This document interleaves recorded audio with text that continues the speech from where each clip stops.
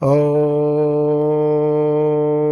भद्रं कर्णेभिः शृणुयाम देवा भद्रं पश्येमाक्षभिर्यजत्राः स्थिरैरङ्गैस्तुष्टुवग्गुं सस्तनुभिः व्यशेमहि देवहितं यदायुः। गुरु ब्रह्मा गुरु विष्णु गुरुदेवो महेश्वरः गुरु साक्षात् परम ब्रह्म तस्मै श्री गुरुवे नमः। अखण्डमण्डलाकारं व्याप्तं येन चराचरं तत्पदं दर्शितं येन तस्मै श्री गुरुवे नमः। श्रुतिस्मृतिपुराणानाम् आलयं करुणालयं नमामि भगवत्पाद शङ्करं लोकशङ्करं शङ्करं शङ्कराचार्यं केशवं बादरायणं सूत्रभाष्यकृतौ वन्दे भगवन्तौ पुनः पुनः। ईश्वरो गुरुरात्मेति मूर्तिभेदविभागिने व्योमवद्व्याप्तदेहाय दक्षिणामूर्तये नमः। ॐ शान्तिः शान्तिः शान्तिः।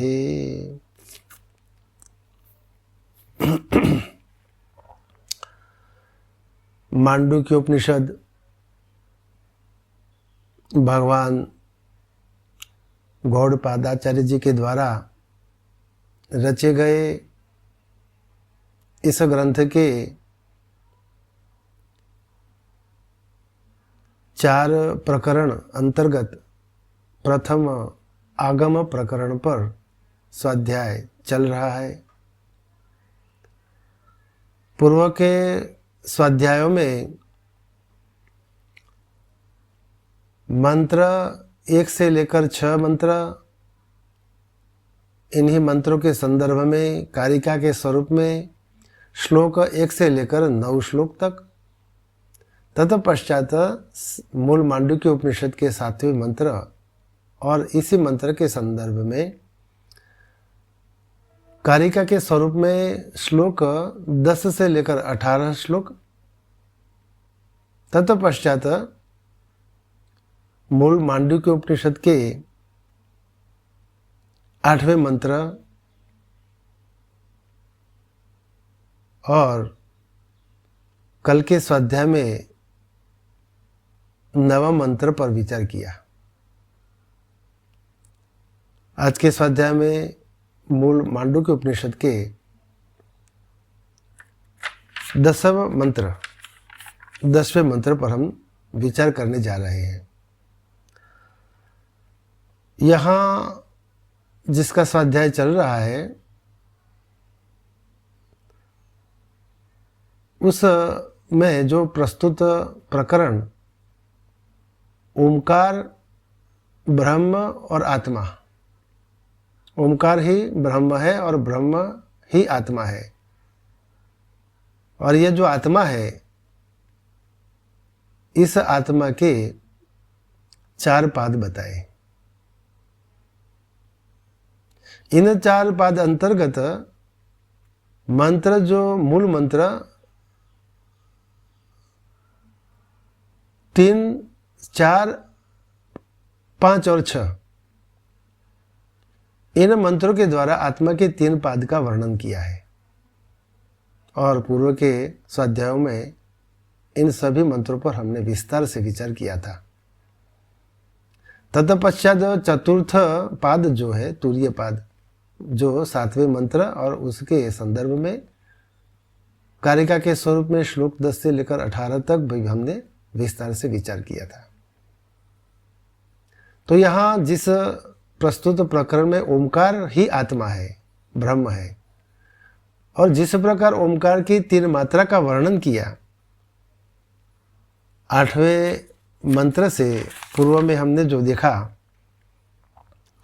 कि जिस ओमकार रूप चतुष्पाद आत्मा, ओमकार ही स्वरूप जो आत्मा है, उस आत्मा के 4 पाद अभिधेय व्याचार्थ की प्रधानता से जो वर्णन किया था, उसी आत्मा का अब यहां वाचक के अर्थ में ओमकार वाचक ब्रह्म जो है वह 4 पाद वाला वही ब्रह्म वाच्य है और उसका वाचक ओमकार है। यानी ब्रह्म जो है वह अभिधेय है और उसका अभिधान ओमकार है। तो यहाँ पूर्व में जो 3 पादों और 4 पादों के द्वारा ओमकार का आत्मा के स्वरूप से वाच्यार्थ के स्वरूप से जिसका निरूपण किया, वही अब यहाँ मंत्र 8 से लेकर 9, 10 और 11 मंत्र, इन मंत्रों में वाचक के अर्थ में यानी ओमकार के जो उसकी मात्राओं को विषय करके स्थित है ओमकार, इसी अर्थ में यहां इन 3 मात्राओं और 3 पाद, आत्मा के 3 पाद और ओमकार की 3 मात्राएं, इनका तादात्म्य करके इन 3 मंत्रों से बताते हैं। आत्मा का जो प्रथम पाद वैश्वानर, द्वितीय पाद तेजस और तृतीय पाद प्राज्ञ है, उसी प्रकार ओमकार की जो 3 मात्राएं हैं,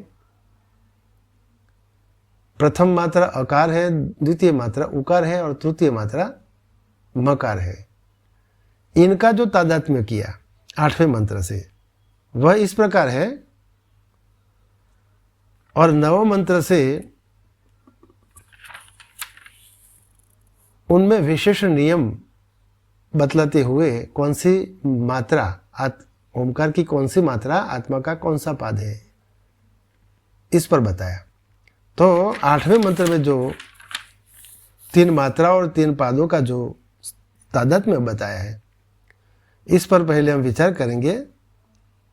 तत्पश्चात 9वां मंत्र और 10वां मंत्र, जो 10वां मंत्र से आज हम स्वाध्याय करने जा रहे हैं, उस पर विचार करेंगे। तो 8वां जो मंत्र है वह इस प्रकार है। सोयम आत्माध्यक्षर ओंकारो अधिमात्रम मात्रा पादा, नहीं, सोयम आत्माध्यक्षर ओंकारो अधिमात्रम पादा मात्रा मात्राश्च पादा अकार उकारो मकार इति। तो वह यह आत्मा जो है वह अक्षर दृष्टि से, यानी कि अक्षर को ही आश्रय करके ओमकार है, और वह ओमकार जो है वह मात्राओं को ही विषय करके स्थित है। अध्यक्षरम यानी अक्षर का आश्रय लेकर आत्मा, अक्षर का आश्रय कौन सा अक्षर, तो ओमकार ही उसका अक्षर स्वरूप आश्रय है। और यह ओमकार ही जिसका उसकी जो मात्राएं हैं 3, उनका विषय करके स्थित है। अधिमात्रम यानी मात्राओं को ही विषय करके यह ओमकार वर्तमान है। और ये पाद जो है आत्मा के 3 पाद, वही ओमकार की 3 मात्राएं हैं, और ओमकार की 3 मात्राएं ही आत्मा के 3 पाद हैं। वे ओमकार की 3 मात्रा कौन सी है, तो कहते हैं अकार, उकार और मकार। इस फर्क 8वें मंत्र से हमने देखा। और उन जो 3 मात्रा और 3 पाद, उनमें विशेष नियम इस 9वें मंत्र से, 10वें मंत्र से और 11वें मंत्र से बताया। 9वें मंत्र से जिस आकार और विश्व का तादात्म्य बताया है वह इस प्रकार है। जागरित स्थानो वैश्वानरो अकार प्रथमा मात्रात्ते रादि मत्वाद आपनोति ह वै सर्वान् कामान् आदिश्च भवति य एवं वेद। जागृत स्थान जिसका स्थान है वह वैश्वानर अपने आदिमत और आपते, आपते यानी व्याप्ति, और आदिमत यानी प्रथम। ये वैश्वानर आत्मा जो है वह संपूर्ण 14 भुवनों में जो विश्व नाम वाले जो जीव है उनमें व्याप्त है। इसलिए इस वैश्वानर आत्मा की व्याप्ति प्रसिद्ध है। उसी प्रकार यह वैश्वानर आत्मा जो है वह अपने आत्मा के 3 पादों में प्रथम है, वैश्वानर, तेजस और प्राज्ञ। इस प्रकार आपते और आदिमत्व के कारण, आपते यानी व्याप्ति और आदिमत्व यानी प्रथम होने के कारण वह वैश्वानर ओमकार के 3 मात्राओं में से प्रथम मात्रा अकार है, क्योंकि ओमकार की 3 मात्राओं में जो अकार है वह भी प्रथम है।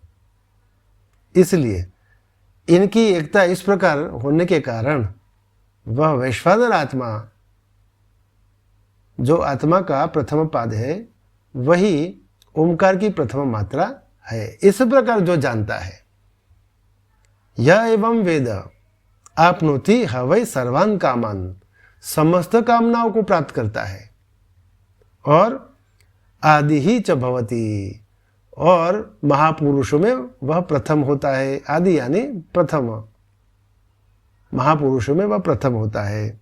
इस प्रकार इसका अर्थ हमने भगवान आद्य गुरु शंकराचार्य जी के भाष्य सहित समझा। तत्पश्चात आज के स्वाध्याय में जो हम विचार करने जा रहे हैं वह आत्मा की द्वितीय पाद और ओमकार की द्वितीय मात्रा उकार और तेजस का तादात्म्य। आत्मा का प्रथम पाद वैश्वानर है और दूसरा पाद तेजस है, और ओमकार की प्रथम मात्रा अकार है और द्वितीय मात्रा उकार है। तो इस प्रकार यहाँ इस मंत्र से उकार और तेजस का तादात्म्य इसी मंत्र से बताते हैं। वह मंत्र इस प्रकार है।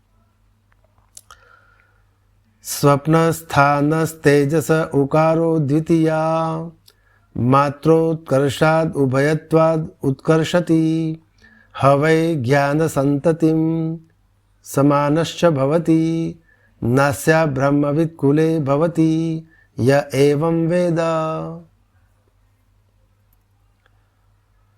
स्वप्न स्थान तेजस उकारो द्वितीया मात्रा, उत्कर्षाद उभयत्वाद उत्कर्षति, हवै ज्ञान संततिम समानः च भवति, न अस्य अब्रह्मवित् कुले भवति, यह एवं वेद। तो स्वप्न स्थान जिसका स्थान है वैसा वह तेजस कैसा है? उत्कर्षाद, वह स्वप्न स्थान वाला तेजस अपने उत्कर्षाद और उभयत्वाद 2 प्रकार से है। प्रथम है उत्कर्षाद, यानी स्वप्न स्थान जिसका स्थान है ऐसा जो तेजस है वह अपने उत्कर्ष होने के कारण और उभयत्व होने के कारण, यह तेजस नाम वाला द्वितीय पाद जो आत्मा का है वह उत्कर्ष और उभयत्व होने के कारण, उभयत्व यानी मध्यांतरवर्ती होने के कारण, मध्यवर्ती, इस द्वितीय पाद वाला जो तेजस नाम वाला जो आत्मा है वह उसका उत्कर्ष और मध्यवर्तित्व होने के कारण उस द्वितीय पाद वाला तेजस नाम वाला आत्मा ओमकार की द्वितीय मात्रा है। मध्यवर्तित्व होने के कारण, क्योंकि यह जो वैश्वानर आत्मा और प्राज्ञ नाम वाला आत्मा, इन दोनों के बीच वाली अवस्था जो है मध्यवर्ती, उस मध्यवर्तित्व होने के कारण उसका तेजस जो है वह वैश्वानर और प्राज्ञ इन दो स्वरूपों के मध्य में है, तेजस के स्वरूप से। ऐसा उसका मध्यवर्तित्व होने के कारण और उत्कर्ष, उसका उत्कर्षत्व होने के कारण वह ओमकार की द्वितीय मात्रा उकार के स्वरूप है, क्योंकि ओमकार की द्वितीय मात्रा भी अकार और मकार की बीच की अवस्था वाला है, इसलिए ऐसे उन दोनों में समानता है। इसलिए ये जो द्वितीय पाद आत्मा का जो तेजस है वही ओमकार की द्वितीय मात्रा उकार है। ऐसा जो जानता है यह एवं वेद, वह निश्चय ही हवै यानी निश्चित उसका उत्कर्ष होता है। उत्कर्षति, वह स्वयं का उत्कर्ष करता है, इस प्रकार को जो जानता है। और ज्ञान संततिम समानः च भवति, और वह जो है वह अपने ज्ञान की परंपरा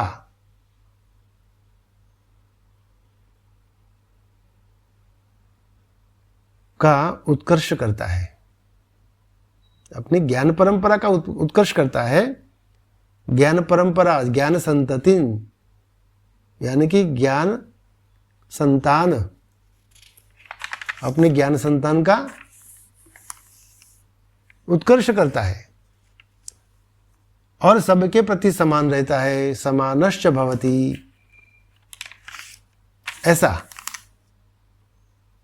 और तीसरा फल जो है वह उसके वंश में कोई ब्रह्म ज्ञानहीन पुरुष नहीं रहता।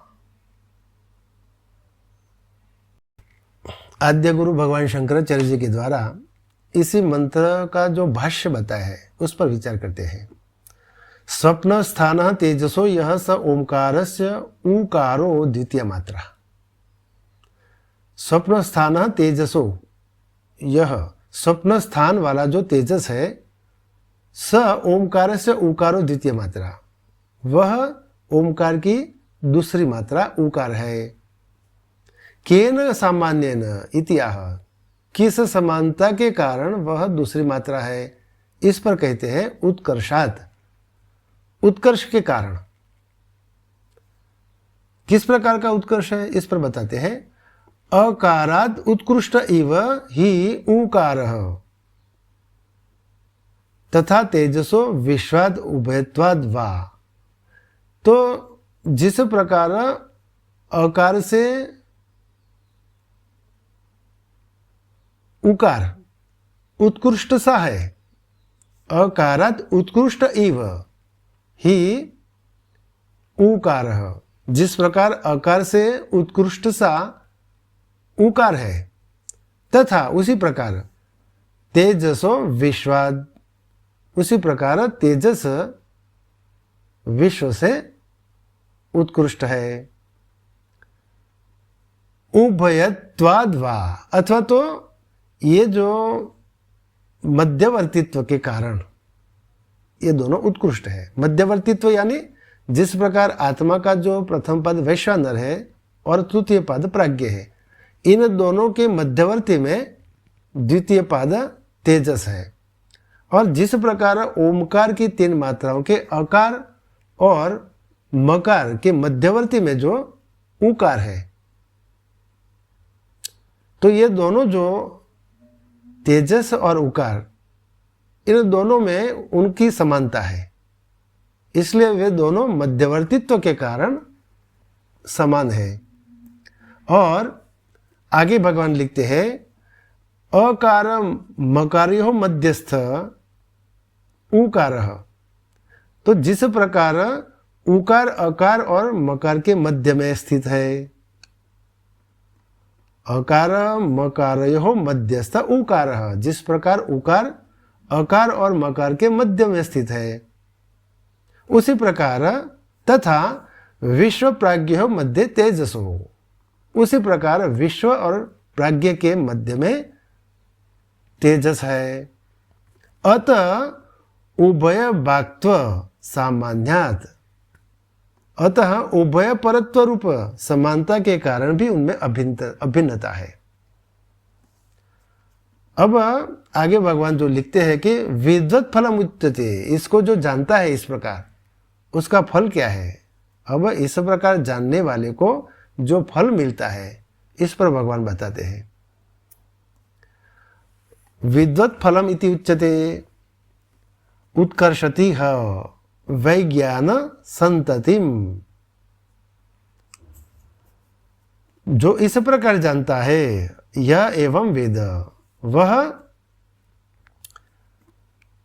उत्कर्षति ह वैज्ञान संततिम, वैज्ञान संततिम यानी ज्ञान संतान का उत्कर्ष करता है। ज्ञान संतति उत्कर्षति ह वैज्ञान संततिम, विज्ञान संततिम वर्धयति इति अर्थः, यानी वह ज्ञान संतति ज्ञान संतान अर्थात विज्ञान संतान का उत्कर्ष यानी वृद्धि करता है। विज्ञान संतति का उत्कर्ष यानी वृद्धि करता है। और समानः तुल्यः च मित्र पक्षस्य एव, मित्र पक्षस्य एव शत्रु पक्षाणाम अपि प्रद्वेष्यो भवति, और वह सम होता है, समान होता है, सबके प्रति समान होता है। तो कौन सब? तो सबके प्रति समान यानी तुल्य होता है। समानः तुल्यः, सबके प्रति समानः तुल्यः च, सबके प्रति समान अर्थात तुल्य होता है। किस प्रकार से होता है और कौन किनके लिए वह समान और तुल्य होता है? मित्र पक्षस्य एव, मित्र पक्षस्य एव, एव शत्रु पक्षाणाम अपि प्रद्वेष्यो, यानी मित्र पक्ष के समान शत्रु पक्ष का भी अद्वेष्य होता है। जिस प्रकार मित्र पक्ष के लिए वह अद्वेष्य होता है, उसी प्रकार वह शत्रु पक्ष के लिए भी अद्वेष्य होता है। मित्र पक्ष को वह उस मित्र पक्ष पर द्वेष नहीं करता, लेकिन वह शत्रु पक्ष पर भी द्वेष नहीं करता। ऐसा समान होता है, सबके प्रति समान होता है। और आगे अब्रह्मविद अस्य कूले न भवति, और इस प्रकार जो जानता है उकार और तेजस की समानता मध्यवर्तित्व के कारण जो समानता है, इस प्रकार जो उपासक जानता है उसके कुल में कोई ब्रह्मज्ञानहीन पुरुष नहीं होता। अब्रह्मविद यानी ब्रह्म ज्ञान से रहित,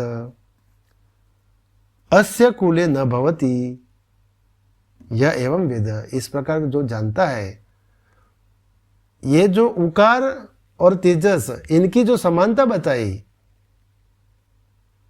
उनका जो तादात्म्य बताया, वह अपने मध्यवर्तित्व के कारण है। और जिस प्रकार अकार से उत्कृष्ट उकार है, उसी प्रकार वैश्वानर से उत्कृष्ट तेजस है, और वैश्वानर और प्राज्ञ के मध्यवर्ती तेजस होने के कारण और ओमकार की मात्राओं की जो अकार और मकार के मध्यवर्ती उकार होने के कारण, इस प्रकार इन दोनों में समानता है। और ये इस प्रकार दोनों उत्कृष्ट है, ऐसा जो जानता है उपासक, उस उपासक के लिए जो फल बताया है वह सबसे पहले जो इस प्रकार जानता है वह ज्ञान संतति अर्थात विज्ञान संतान का उत्कर्ष यानी वृद्धि करता है। विज्ञान संतान यानी विज्ञान की परंपरा, ज्ञान की परंपरा का उत्कर्ष करता है, उसकी परंपरा चालू ही रहती है। जो पिता होता है तो उसका पुत्र भी इस प्रकार ज्ञानी होता है, ज्ञान परंपरा को चालू रखता है, विज्ञान परंपरा को चालू रखता है। गुरु होता है तो शिष्य उसकी परंपरा को चालू रखता है।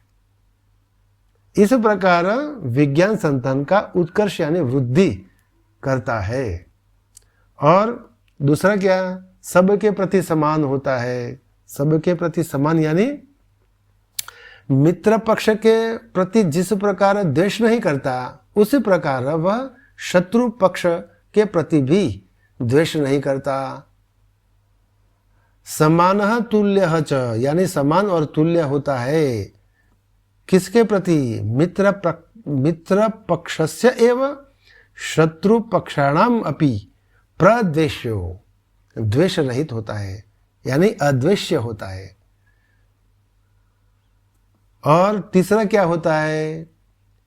अब्रह्मविद अस्य कुले न भवति। सबसे श्रेष्ठ जो फल बताया, अब्रह्मविद अस्य कुले न भवति। इस उपासक के कुल में कोई ब्रह्मज्ञानहीन पुरुष नहीं होता, ऐसा इसका अर्थ है, ऐसा इसका फल है। यह एवं वेद, इस प्रकार जो जानता है उसके लिए तीसरा जो फल है वह अब्रह्मविद अस्य कुले न भवति।